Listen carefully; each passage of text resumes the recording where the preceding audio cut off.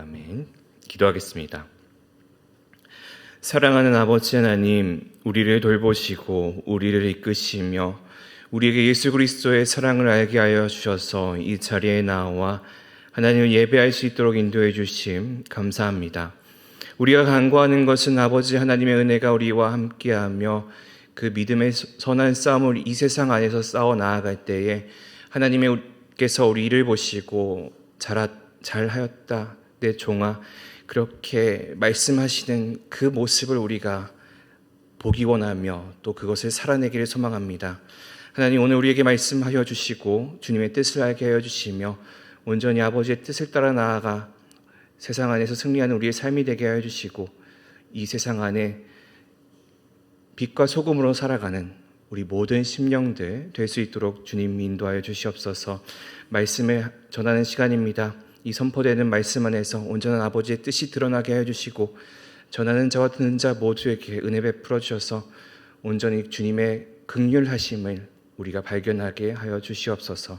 감사드리며 살아계신 예수 그리스도 이름으로 기도합니다. 아멘.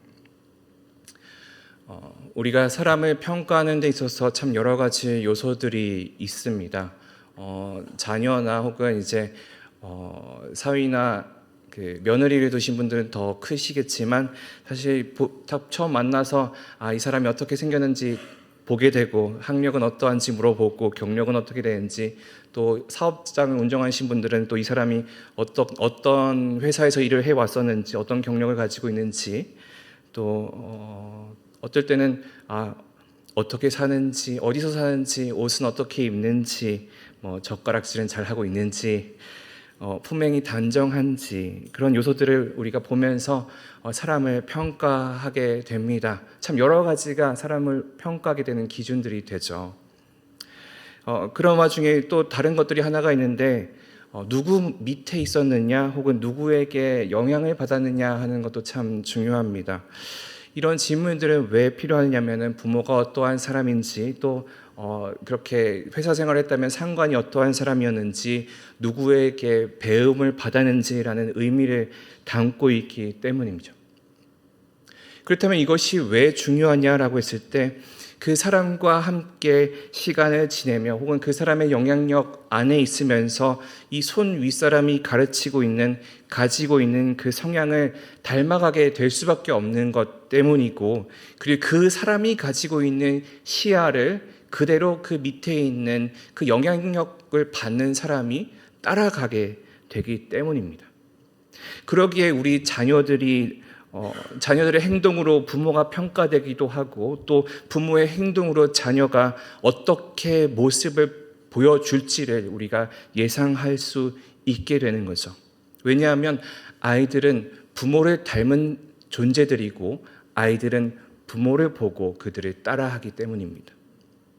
그렇게 우리가 학교에서라도 좋은 선생님 밑에서 배우길 바라는 것이, 좋은 선생님 밑에 있다 보면 그 선생님이 가지고 있는 좋은 영향력을 이 자녀가 받게 될 거라는 그런 소망이 있기 때문입니다. 신앙생활도 사실 크게 다르지 않습니다. 그래서 부모님들은 교회 학교가 잘 돼 있는 교회를 가고자 해서 그들에게 좋은 영향력이 있기를 바라고, 또 좋은 목회자 밑에서 우리가 신앙생활을 하기 바라는 것도 사실은 그런 영향들 때문입니다.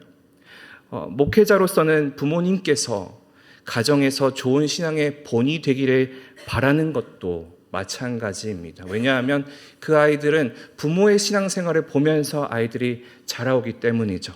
교회와 집에서의 모습이 같은지 다른지 우리 아이들은 그것을 보고 판단합니다.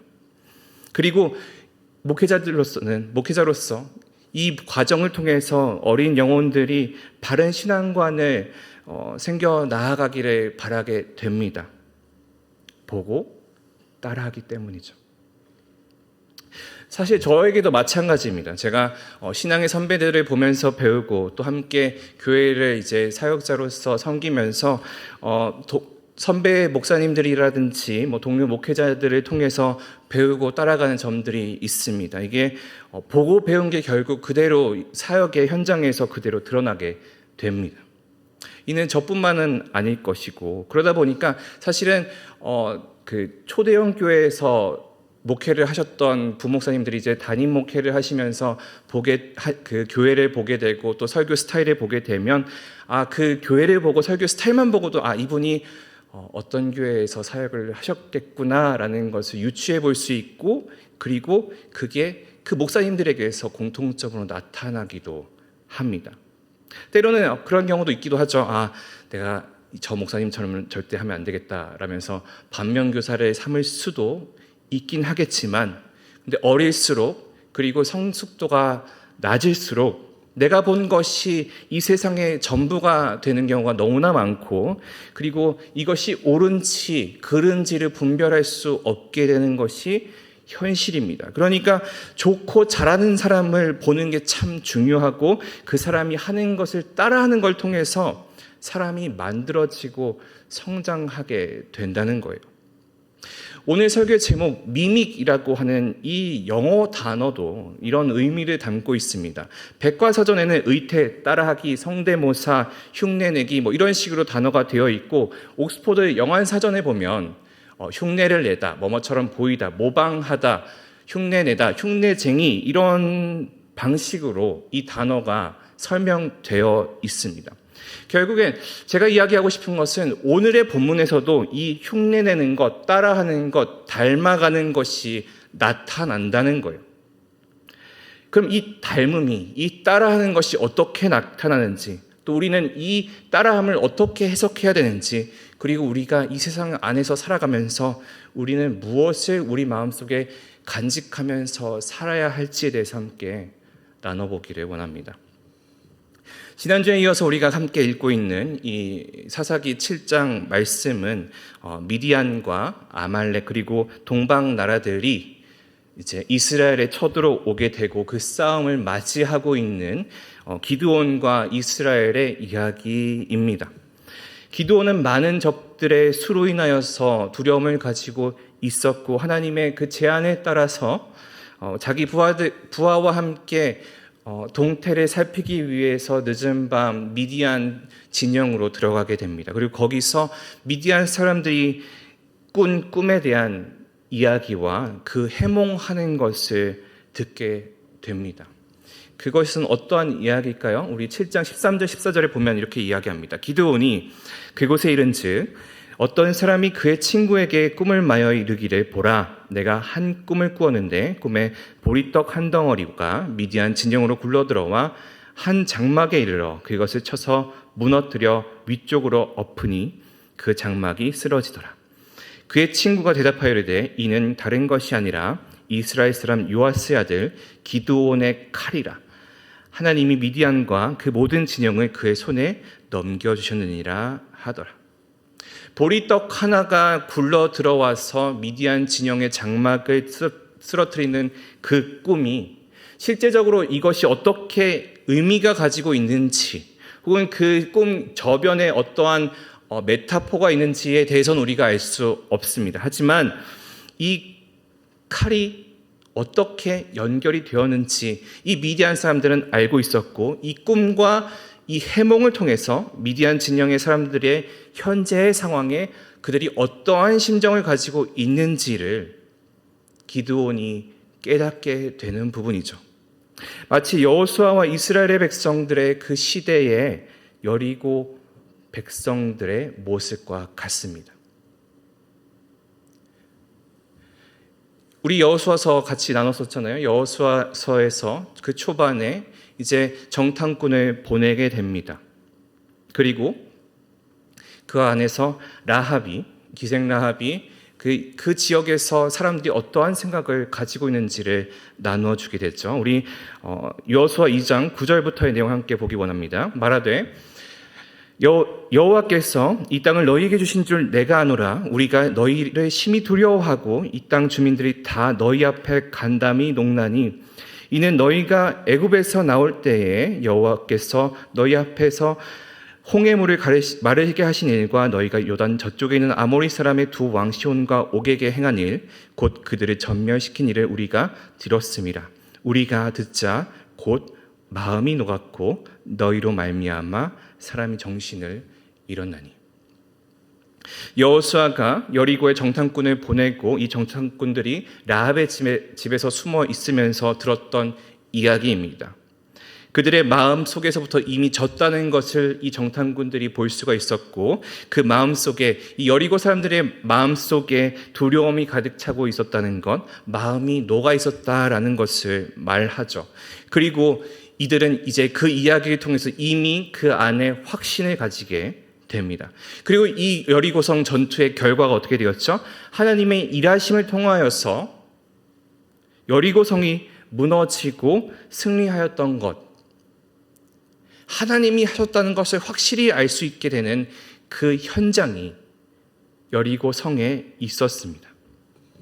그리고 여호수아의 그 가나안 정복의 하나님의 일하심이 이제는 이 기드온의 전투에도 이미 임하고 있다라는 걸 기드온이 깨닫게 되는 순간이죠. 여호수아가 이스라엘 백성들에게 6장 16절을 통해서 이야기하듯이 외치라, 여호와께서 너희에게 이 성을 주셨느니라 라고 그렇게 하는 것처럼 정탐을 다녀온 기드온도 동일한 확신을 가지고, 그리고 15절에서 이렇게 이야기합니다. 일어나라, 여호와께서 미디안과 그 모든 진영을 너희 손에 넘겨 주셨느니라. 그리고 우리가 잘 알듯이 여호수아와 이스라엘은 여리고성을 7일 동안 돌면서 싸우지도 않고 승리를 이루어냈고, 또 기드온과 300명의 그 군인들도 싸우지 않고 승리를 이루어냈습니다. 그들은 이 300명을 셋으로 나누어서 한 손에는 나팔과 한 손에는 빈 항아리를 들었습니다. 그리고 이경초라고 이야기하는데 한밤중입니다. 한밤중에 보초들이 교대를 하고 있을 때 그때를 노려서 이 작전을 시작합니다. 그리고 어떻게 해야 되는지, 어떻게 싸워 나아가야 되는지, 이 전투에서 어떻게 이스라엘 군인들이 행해야 하는지를 17절을 통해서 설명합니다. 그들에게 이르되 너희는 나만 보고 내가 하는 대로 하되 내가 그 진영 근처에 이르러서 내가 하는 대로 너희도 그리하여. 너희는 어떻게? 나만 보고 내가 하는 대로 따라하고 내가 하는 대로 그대로 너희도 그렇게 하라. 이 이야기가 무엇을 이야기합니까? 우리가 19절에서 21절을 보면 알 수 있는데, 먼저 기드온과 함께하는 그 100명의 사람들이 나팔을 불면 그것을 보고 나머지 200명의 두 진영이 항아리를 부수고 나팔을 불고 외치는 거죠. 그 뭐라고 외치냐고 돼 있죠? 여호와와 기드온의 칼이다. 그리고 그들이 이렇게 진영을 에워싸면서 미디안을 혼란하게 하였고, 이 혼란 속에서 미디안은 서로 공격하고 도망하였습니다. 그리고 이제 기드온은 사자를 보내서 원래 모였던 이 4개의 지파 인원들, 아마도 하나님께서 많다고 먼저 돌아가라고 하였던 그 31,700명들이 그 위주가 되겠죠. 그들을 불러서 그들이 이 미디안 사람들을 추적하게 하였습니다. 이 추적은 매우 성공하였고 매우 성대한 승리를 이루어낼 수 있게 되었습니다. 그리고 미디안의 왕자인 오렙과 스앱을 잡아 죽였습니다. 그렇게 이 전쟁이 8장까지 이어져서 승리의 이야기로 맞춰지게 됩니다. 이것을 통해서 우리는 사실 이 겁쟁이와 그 두려움의 사람 기드온이라는 사람을 그의 겸손의 사람 기드온으로 볼 수도 있겠습니다. 그리고 여호수아를 닮았던 그 겸손의 사람에게 하나님은 승리를 주신 것으로 우리가 해석할 수 있어요. 분명히 이 전쟁의 결과는 좋았습니다. 이 전쟁의 결과에 대해서 선지자 이사야도 마찬가지로 좋게 평가를 했거든요.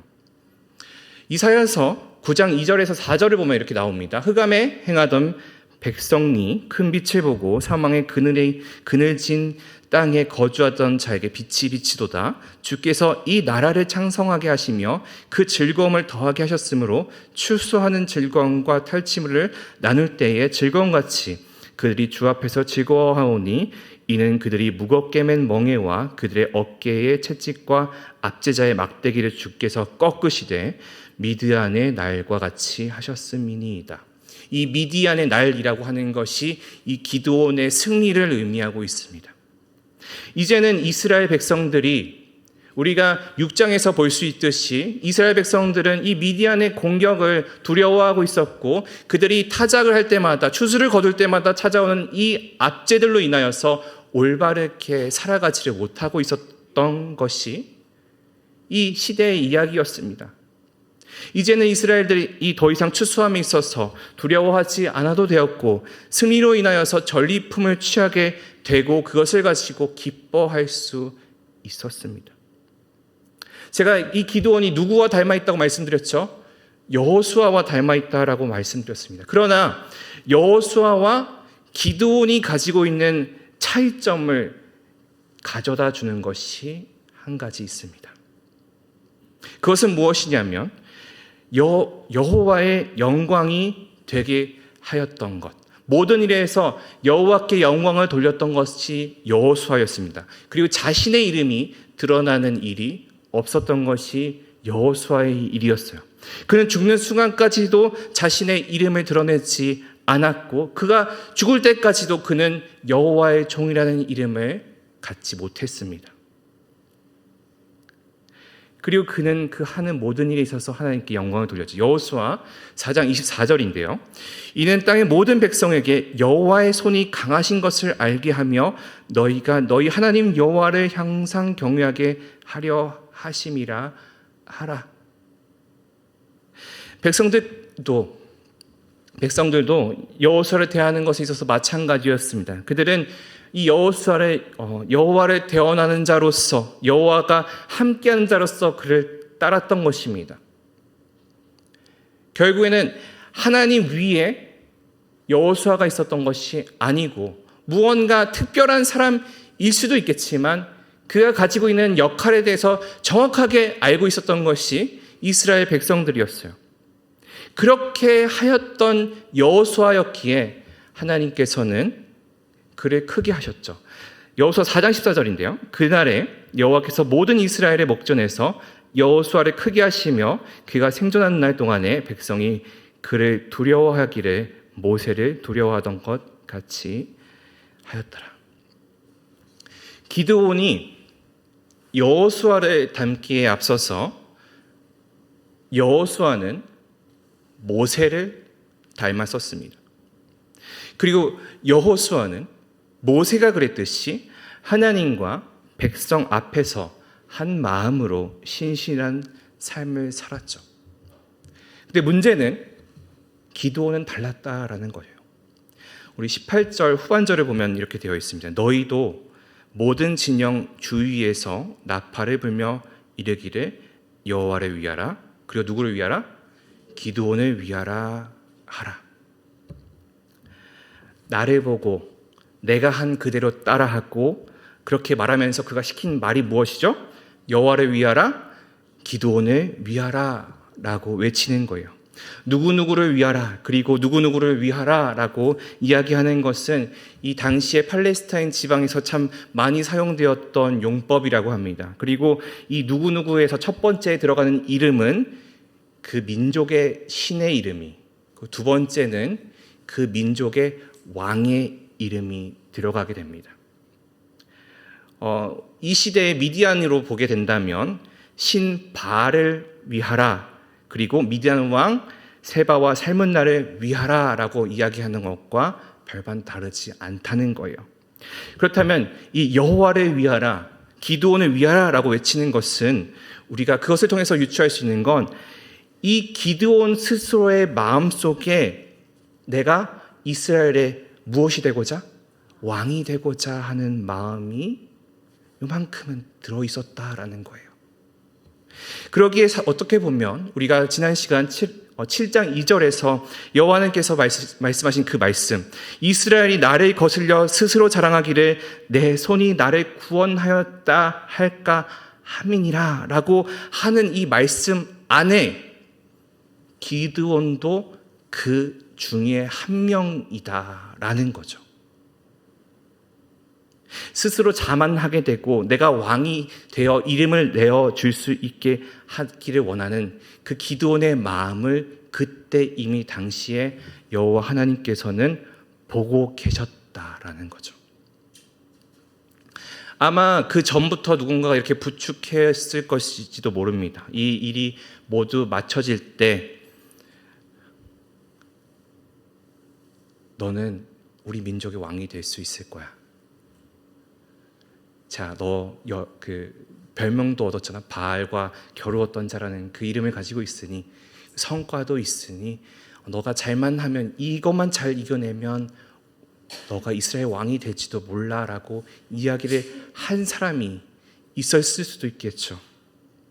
그리고 실질적으로 이 전쟁이 모두 맞춰지게 될 때 이스라엘은 기드온을 왕으로 삼으려고 하였습니다. 사사기 8장 22절 말씀인데요. 그때에 이스라엘 사람들이 기드온에게 이르되 당신이 우리를 미디안 손에서 구원하셨으니 당신과 당신의 아들과 당신의 손자가 우리를 다스리소서 하는지라.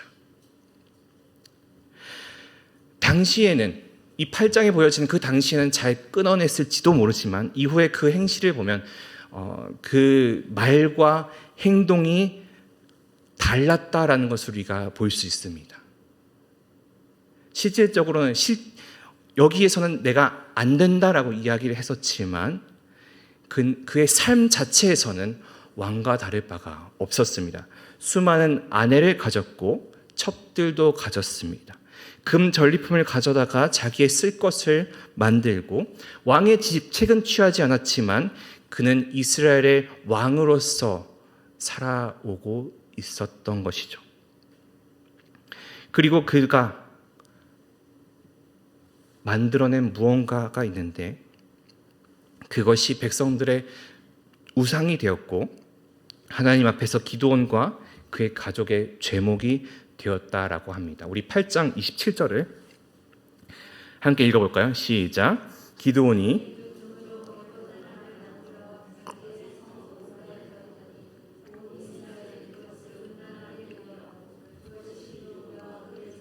올무가 되니라.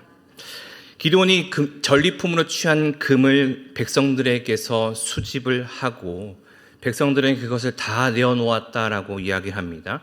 그리고 그것을 가지고 제사장의 옷, 에봇, 그리고 다른 성경에서 이 에봇이라는 것이 우상으로 나타나게 되는데 마찬가지로 이 자리에서도 그 에봇을 만들다 보니 이것이 우상이 되었습니다.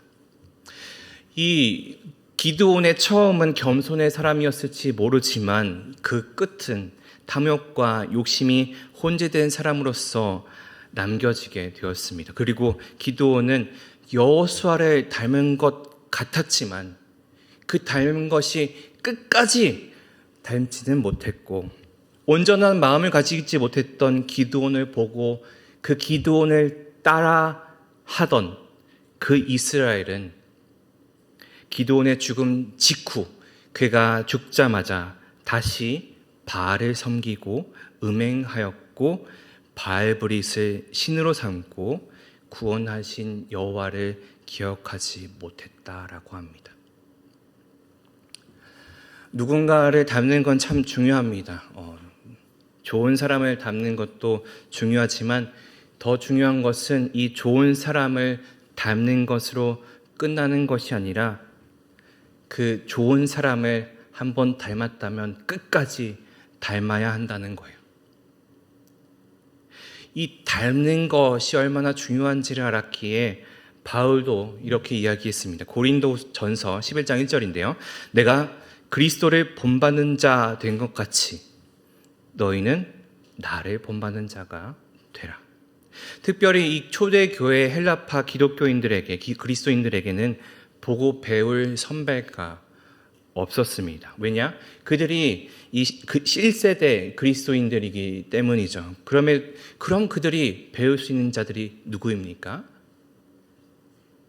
주위에 다른 그리스도인들이 없는 상황에서 그들이 배워야 할 사람들은 그러면 그 안에 있는 그 주위에 있는 유대인들일까요? 아니죠. 그 교회에 찾아오고 있는 거짓 교사들일까요? 아니죠. 그렇다면 그들이 건강한 믿음을 바로 세워 나아가기 위해서 필요한 것은 무엇일까요? 그들에게 따라할 수 있는 본보기가 필요한 것입니다. 아마 이 유대계 그리스도인들은 좀 다를 수 있을 것 같아요. 그들이 보고 배우는 것은 그들이 가지고 있는 그 전통을 따라서 거기에 예수 그리스도를 집어넣는 것의 방법으로, 혹은 그 안에서 잘못된 것을 바꿔가는 방법으로 할 수 있었겠지만, 이 헬라파 유대인들에게는 그러한 전통도 없는 상황에서 예수를 믿어야 하는 것들이 있고, 예수를 믿을 때 내가 어떻게 믿는 것이 옳게 믿는 것인지를 알 수가 없게 되는 그 상황이 놓여져 있을 때, 사실은 우리가 이 초대교회에 대해서 이야기하고 있는 바울의 여러 가지 서신들을 봤을 때 결국엔 그들이 믿음의 기초가 없기 때문에 생겨지는 그 어려움들로 인하여서 언제나 거짓 교사들에게 흔들리고 당파 싸움을 하던 것, 그것이 이 초대교회에 있었던 일들이고 반복되었던 일이었단 말이에요. 그러기에 바울은 그들이 따라할 수 있는 본보기, 이 바울 스스로가 나 자신이 그런 대상이 된다라고 말하는 것입니다. 왜냐? 그 스스로가 나는 그리스도를 본받는 자라고 이야기하기 때문입니다. 나는 내가 예수를 본받는 것처럼 너희도 나를 본받아라. 그것이 예수를 닮는 삶이기 때문이다. 모세가 여호수아를 닮고 여호수아가 기드온을 닮았다면 기드온은 모세를 닮기 위한 모습을 위해서 여호수아를 닮는 거죠. 근데 그 안에 올바르게 닮지 못했던 것 때문에 이 문제가 생긴 거예요. 마찬가지로 예수를 따르기 위해서 바울을 닮는다라는 것, 내가 예수를 닮은 삶을 살아가고 있기 때문에 너희는 본 적이 없기 때문에, 나는 보았지만 너희는 본 적이 없기 때문에 나를 보고 예수를 닮는 삶을 살아라 라고 이야기를 하는 것입니다. 그렇다면 이 다른 사람들과 바울은 어떻게 다른가요? 바울은 빌립보 교회에 보낸 편지에 이렇게 이야기를 하고 있습니다. 3장 7절 말씀인데요. 형제들아, 너희는 함께 나를 본받으라. 그리고 너희가 우리를 본받는 것처럼 그와 같이 행하는 자들을 눈여겨보라. 여기서 그와 같이 행하는 자라고 말하는 것은 빌립보 교회에게 혼란을 가져다 주고 있는 거짓 선생들을 이야기합니다. 나를 본받는 너희와 거짓 교사를 본받는 자들의 차이를 보아라 라고 이야기하는 거죠. 그리고 그렇게 그들의 말로, 이 거짓 교사들을 따라가고 있는 사람들의 말로가 어떠하냐? 3장 18절에서 19절인데요. 내가 여러 번 너희에게 말하였거니와 이제도 눈물을 흘리며 말하오니 여러 사람들이 그리스도의 십자가의 원수로 행하느니라. 그들의 마침은 멸망이요 그들의 신은 배요 그들의 영광은 그들의 부끄러움에 있고 땅의 일을 생각하는 자라. 내가 누누이 너희에게 이야기하고 또 이야기하고 계속 말하지만 그들의 삶은 십자가를 원수로 살아가고 멸망이고 세상의 것을 신으로 삼아 나아가는 그 모습밖에 남아있지 않다라고 말하는 거죠.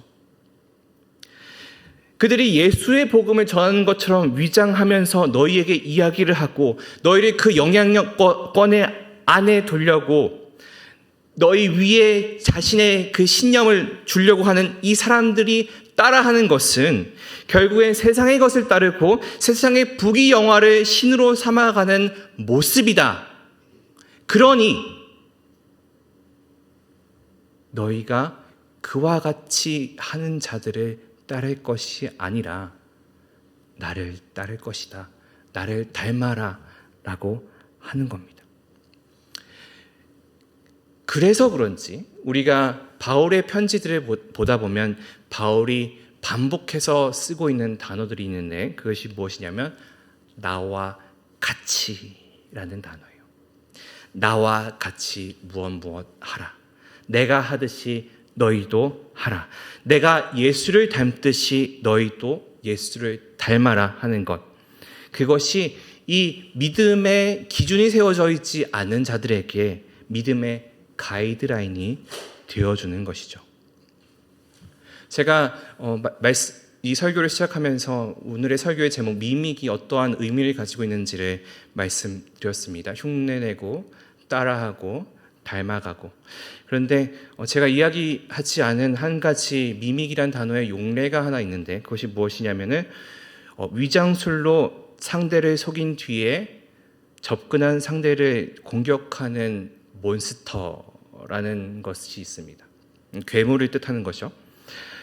미믹은 스스로 상대방의 혹은 어떤 물체로 변신을 한 다음에 그렇게 누군가 자신에게 관심을 가져서 가까워졌을 때 그 사람을 공격하는 그런 괴물입니다.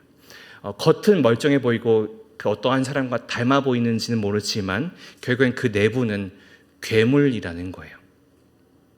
그리고 그 닮은 자를 대신해 주지 못합니다. 그리고 반대가 될 뿐이죠.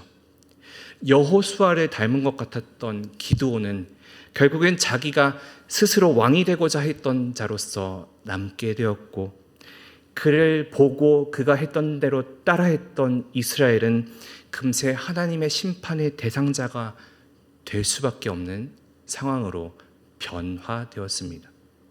이처럼 이렇게 바르지 못한 닮음은, 그리고 바르지 못한 닮음의 대상이 되어 간다는 것은 닮은 자 스스로를, 그리고 본인을 괴물로, 죽음으로 이끌어 나아가는 것 뿐이라는 거죠.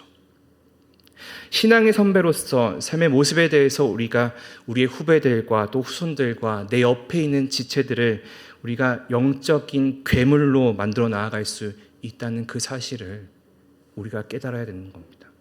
내가 그 괴물이 될 수도 있고, 동시에 나를 보고 나를 따라한다고 하는 어떤 누군가가 괴물로 변화될 수 있다라는 거예요. 그러기에 우리가 좋은 것을 닮고 이 닮는 데 있어서 끝까지 좋은 것을 닮아 나아가기를 원합니다. 우리가 예수를 따르는 삶, 예수를 닮는 삶이 끝까지 있기를 소망합니다. 그리고 우리가 우리의 삶으로 우리의 후배들에게 모본이 되어 주고, 그것이 예수 그리스도를 올바로 그리고 끝까지 믿어 나아가는 그 삶으로 나타나가기를 소망합니다. 우리가 닮아가면서 괴물이 되는 것이 아니라 예수를 닮아가는 자가 되어야 하고, 나를 보고 신앙의 기초를 완성해 나아간 자는 괴물이 되는 것이 아니라 나를 보고 예수를 닮아가는 자가 되어야 합니다. 우리가 그렇게 예수를 닮고 예수를 닮도록 하는 그런 모본으로서 살아가는 우리 모든 성도들 되기를 소망합니다. 기도하겠습니다. 사랑과 은혜의 아버지 하나님, 감사합니다.